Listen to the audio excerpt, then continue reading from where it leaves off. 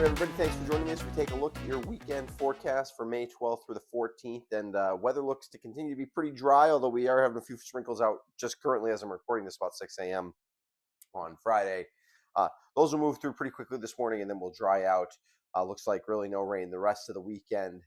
But temperatures will cool off. The only real change in the weather is we are going to get some flow from the north that will cool our temperatures off pretty significantly by Sunday.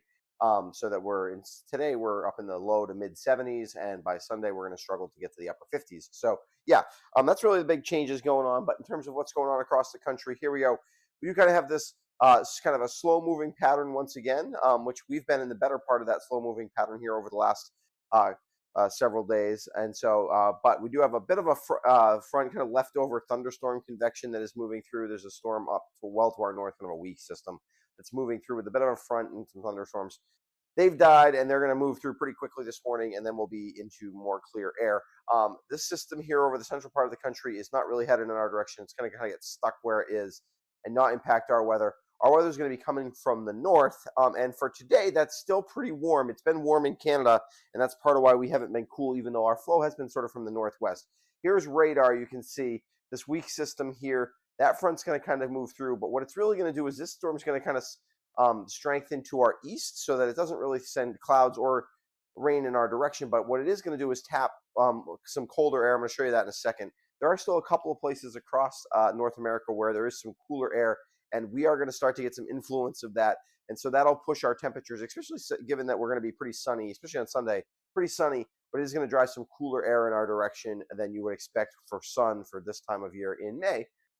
Still pretty pleasant, cooler air this time of year is upper 50s, which chilly means you probably want to throw, you're at least going to put the shorts away for a few days and maybe have to throw on a sweatshirt or something like that. But if you're going to be outside, but not, certainly much better much better than if it's raining, I guess. So yeah, and we could use the little bit of rain that we're getting this morning to help.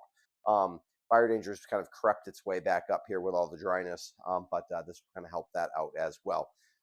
Let's take a quick look at kind of the overall pattern. You can see that we have generally a ridge over most of North America with this one kind of cutoff low here over the central part of the country.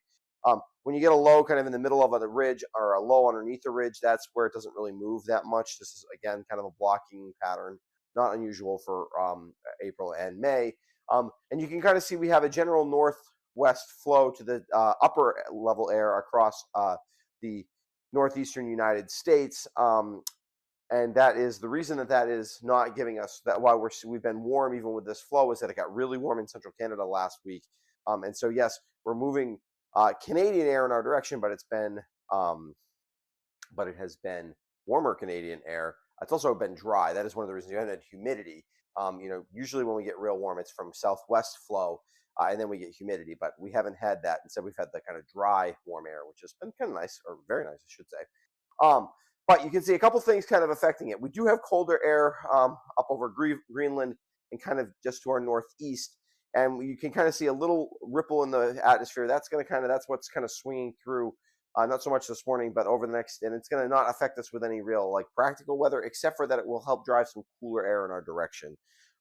If we take a look at the temperatures across North America, you can see we have started to cool down. That little area of low pressure in Canada has tapped some basically North Pole kind of air. And this isn't real cold even for this time of year. I mean, in northern Canada, it's not unusual to be in the 30s, 20s and 30s this time of year.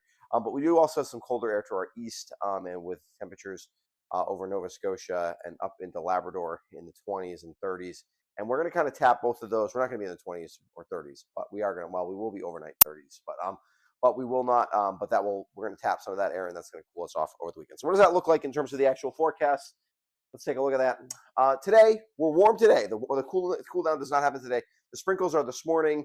There's a very small chance of a sprinkle in the afternoon, but that looks probably pretty unlikely. Basically, the rain we're going to get by the time you get this forecast will probably be over, unless you're one of the first people to watch it. Temperatures in the mid 70s. We cool back down overnight with basically no clouds, back into the into the upper 40s with kind of one more kind of warmer night. Tomorrow, temperatures kind of on the trending down. Tomorrow is very pleasant though.